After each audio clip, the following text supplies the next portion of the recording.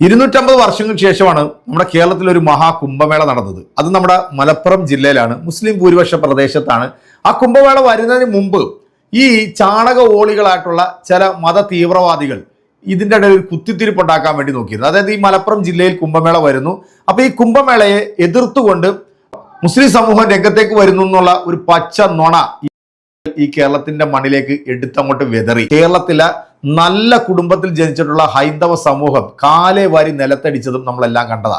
കഴിഞ്ഞ ദിവസം തിരുവനന്തപുരം ജില്ലയിലെ നമ്മുടെ പാളയം ഇമാമ് ഒരു പ്രസ്താവന നടത്തിയിരുന്നു. അതായത് അവിടെ ആറ്റുകാൽ പൊങ്കാലയ്ക്ക് വരുന്ന സ്ത്രീകൾക്ക് വേണ്ട അടിസ്ഥാന സൗകര്യങ്ങൾ പാളയം ജുമാ മസ്ജിദിൽ ചെയ്തു കൊടുക്കണം എന്ന തരത്തിൽ അദ്ദേഹം വെള്ളിയാഴ്ച കുത്തുബയിൽ വിശ്വാസികളോട് അദ്ദേഹം പറഞ്ഞു. ഇത് കേട്ടപ്പം നമ്മുടെ കേരളത്തിലെ കാളകൂട വിഷമായിട്ടുള്ള നമ്മുടെ വിശകല ചേച്ചിക്ക് നല്ല രീതിയിൽ പെരുവരൽ തൊട്ട് അങ്ങ് നെറുകൻ തല വരെ നന്നാട്ടം കൊണ്ട് ചൊറിച്ചിലും ഊത്തലൊക്കെ ഉണ്ടായി. പ്രസ്താവനയായിട്ട് വന്നു.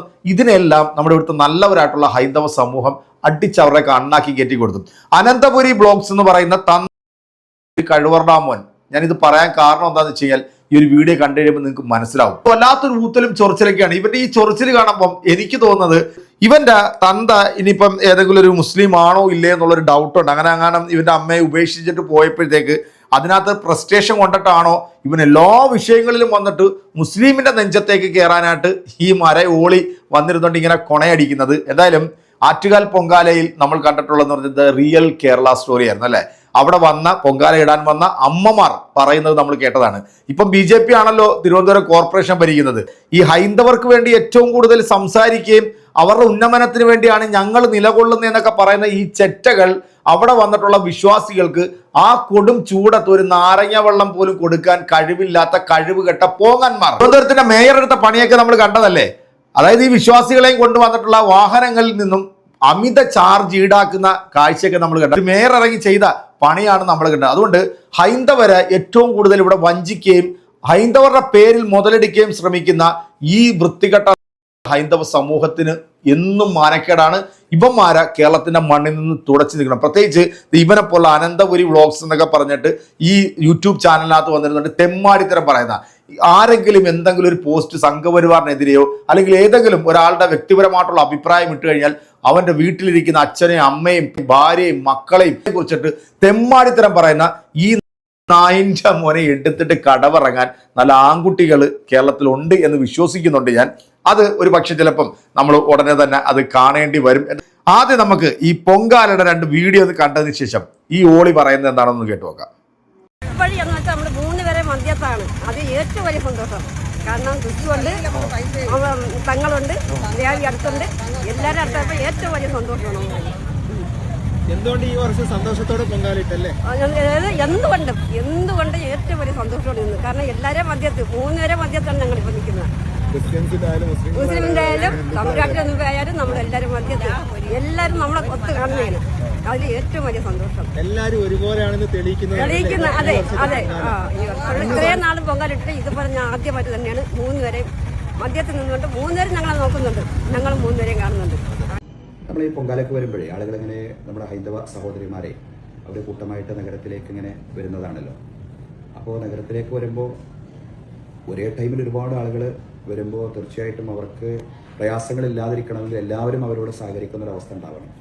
ആ നിലക്കാണ് കഴിഞ്ഞ കാലങ്ങളിലൊക്കെ ഈ പൊങ്കാലയ്ക്ക് സഹോദരിമാർ വരുമ്പോൾ ഈ മസ്ജിദുകളിലും അതുപോലെ തന്നെ വീടുകളിലുമൊക്കെ അവർക്ക് വിശ്രമിക്കാൻ മസ്ജിദുകളുടെ കമ്മ്യൂണിറ്റി ഹാളുകളിലൊക്കെ വിശ്രമിക്കാൻ സൗകര്യം ചെയ്തു കൊടുക്കുന്നുണ്ട്. വീടുകളിലും ജാതിമത വ്യത്യാസങ്ങളില്ലാതെ ആളുകളുടെ വീടുകളിൽ സൗകര്യം ചെയ്തു കൊടുക്കുന്നുണ്ട്. പക്ഷെ ഇപ്പോൾ വിശ്വാസികളെ സംബന്ധിച്ചിടത്തോളം റമദാൻ കാലമാണ്. അപ്പോൾ റമദാൻ കാലത്തിൽ റമദാനിലൊരു പ്രത്യേകമായിട്ടുള്ള ഷെഡ്യൂൾ അനുസരിച്ചല്ല ഇസ്ലാമിക വിശ്വാസികൾ പകൽ അവർക്ക് നോമ്പാണ്, ഭക്ഷണമല്ല, വെള്ളമല്ല, ആ ഒരു രീതിയിലാണ് മുന്നോട്ട് പോകുന്നത്. അപ്പം അങ്ങനെ വരുമ്പോൾ ഈ പൊങ്കാലയും അതുപോലെ ഈ റമദാനും ഒരുമിച്ച് വരുമ്പോൾ അവർക്ക് എന്തെങ്കിലും പൊങ്കാലയ്ക്ക് വരുന്ന സഹോദരിമാർക്ക് സ്ത്രീകൾക്ക് എന്തെങ്കിലും അസൗകര്യം ഉണ്ടാകുന്ന ഒരു അവസ്ഥ ഉണ്ടാവാൻ പാടില്ല എന്നുള്ള നിലക്കാണ് നമ്മൾ ഈ പൊങ്കാല വിഷയം ചെറുതായിട്ടൊന്ന് സൂചിപ്പിച്ചത്. എടാ, ഇതാണ് യഥാർത്ഥ കേരള സ്റ്റോറി. ഇതാണ് യഥാർത്ഥ കേരളത്തിലുള്ള മനുഷ്യർ, സാധാ മനുഷ്യർ. നിന്നെ പോലുള്ള മതം തലക്ക് പിടിച്ചിട്ടുള്ള മത ഓളികൾക്ക് ഈ അമ്മച്ചിയുടെ അത്രയും പോലും വിവരം എന്ന് പറയുന്ന ഒരു സാധനം നിന്റെ അടുത്തൂടെ പോലും പോയിട്ടില്ല. ഇനി ചെറ്റ പറയുന്ന ആ ഒരു വീഡിയോ നിങ്ങളൊന്ന് കണ്ടുപോയി. നമ്മുടെ ആറ്റുകാൽ പൊങ്കാലയൊക്കെ അപമാനിച്ചുകൊണ്ട് ആക്ഷേപിച്ചുകൊണ്ടും കുറേമാരുണ്ട്. അതിൽ നമ്പർ 1 ആയിട്ട് ഇപ്പോൾ സുഡാപ്പികൾ ഇറങ്ങിയിട്ടുണ്ട് കേട്ടോ. അവന്മാരെയൊക്കെ വാപ്പയാവാൻ നമ്മളെ കിട്ടൂല.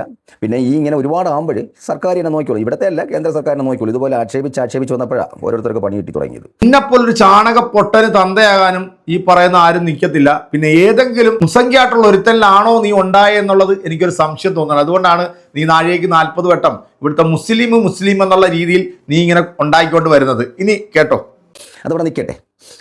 ഈ നമ്മുടെ ഹരിപ്രസാദ് KP ഒരു ഫേസ്ബുക്ക് പോസ്റ്റ് എന്ന് വെച്ചാൽ ഒരു മെസ്സേജാണ് ഇട്ടേക്കുന്നത്. ഒരു വീഡിയോയുടെ താഴെ വന്നൊരു മെസ്സേജ് ഇട്ടേക്കുന്നതാണ്. ഫേസ്ബുക്കിലാണ് ഒരു AI പോസ്റ്റും ഒരു ഫോട്ടോയൊക്കെ വെച്ചിട്ടുള്ള സംവിധാനമാണ്. അപ്പോൾ അവൻ്റെ സംശയം നിങ്ങളിങ്ങനെ തീർത്തു കൊടുക്കുന്നതായിരിക്കും നല്ലത്. അവൻ്റെ സംശയം എന്താണെന്ന് ഞാൻ പറഞ്ഞുതരാം. റോഡരികിൽ അടുപ്പ് പൂട്ടി കഞ്ഞി വെച്ചാൽ ഭഗവതി അനുഗ്രഹിക്കുമെങ്കിൽ ഈ കാണുന്നത് പോലെ റോഡിൽ ഇരുന്ന് കഞ്ഞി വെക്കുന്നവരേക്ക് ഭഗവതിക്ക് അനുഗ്രഹിച്ചുകൂടെ? ഇതാണ് സംശയം. എടാ ഹരിപ്രസാദേ, നിനക്കൊരു അതൊക്കെ പറഞ്ഞുതരാൻ വേണ്ടി ഒരു തന്തയില്ല എന്ന് മനസ്സിലായി. എങ്കിലും നിന്റെ ചോദ്യത്തിന് എന്നെ കൊണ്ട് പറ്റുന്ന ഒരു ഉദാഹരണം, അത് അനുയോജ്യമാണോ അല്ലെന്ന് എനിക്ക് അറിഞ്ഞുകൂടാ. അനുയോജ്യമല്ലെങ്കിൽ നീ അങ്ങ് ക്ഷമിച്ചുകള. റോഡരികിൽ തെരുവ് നായ്ക്കൾ ഇഷ്ടം പോലെയുണ്ട്. അവരെല്ലാവരും റോഡിൽ തന്നെയാണ് പെറ്റുപെരുകുന്നത്. നിന്റെ ഭാര്യയ്ക്കും അതൊക്കെ ആയിക്കൂടെ?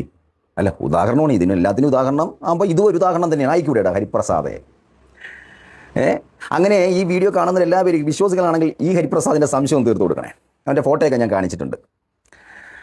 പിന്നെ ഹരിപ്രസാദേ, വീട്ടിൽ ഇരുന്നിട്ട് നിൻ്റെ തന്തയ്ക്ക് പറയിപ്പിക്കാതെ വല്ലതും കഴിച്ചുകൊണ്ട് ആ ഭാര്യയുടെ അടിയും കൊണ്ടൊക്കെ ഇരുന്നാൽ പോരെടാ.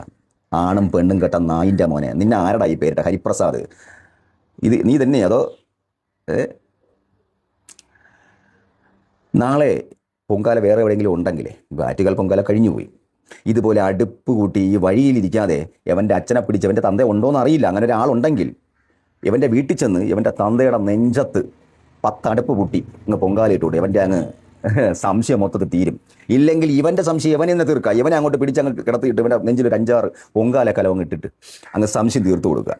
സംശയം തീർക്കണമല്ലോ.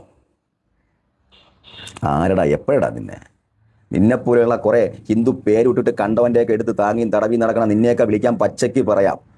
ഒരു പേരുണ്ട്, പല തന്തയ്ക്ക് പിറന്നവനെയെന്ന്. അങ്ങനെ നിന്നെ വിളിക്കാൻ പറ്റൂ. ഹിന്ദുവിൻ്റെ പേര്. പിന്നെ നീ ആരൊക്കെയാണ് ഇതിൽ? അവനൊക്കെയാണ് മിക്സിംഗ് എന്ന് അറിഞ്ഞുകൂടാ. അത് നിനക്കേ അറിയാവൂ. ആ ഗുണം നീ കാണിക്കുന്നുണ്ട്. എന്തായിരുന്നാലും സംശയം ഈ കാണുന്നവരിവിടെ തരാം. എന്നെക്കൊണ്ട് അറിയാമെന്നുള്ള സംശയത്തിന് ഉത്തരം തന്നു. ഇനി ഇത് കാണുന്ന ഭക്തരുണ്ടെങ്കിൽ നിനക്ക് നല്ലതായിട്ട് തരട്ടെ. സംശയം തീർക്കണമെന്നാണല്ലോ. നമ്മുടെ സ്കൂളിൽ പഠിക്കുമ്പോൾ എന്തെങ്കിലും സംശയം ഉണ്ടെങ്കിൽ തീർത്തു കൊടുക്കണമെന്നാണ്. എന്നെ പറ്റുന്ന തന്നു. ഇത് കാണുന്ന ഭക്തർ ഇവൻ്റെ സംശയത്തിന് ഉത്തരം കൊടുക്കണേ. ഇനി അതുപോലെ തന്നെ അവൻ്റെ വീട് അറിയാമെന്നുള്ളവരാണെങ്കിൽ അടുത്ത പൊങ്കാലയൊക്കെ വരുമ്പം ഇവൻ്റെ വീട്ടിലോട്ട് ഇരുന്നിട്ട് അവിടെ ഇടണം പൊങ്കാല. തെരുവ് പട്ടിക്കുണ്ടായിട്ടുള്ള പറഞ്ഞ് നിങ്ങൾ കേട്ടോ.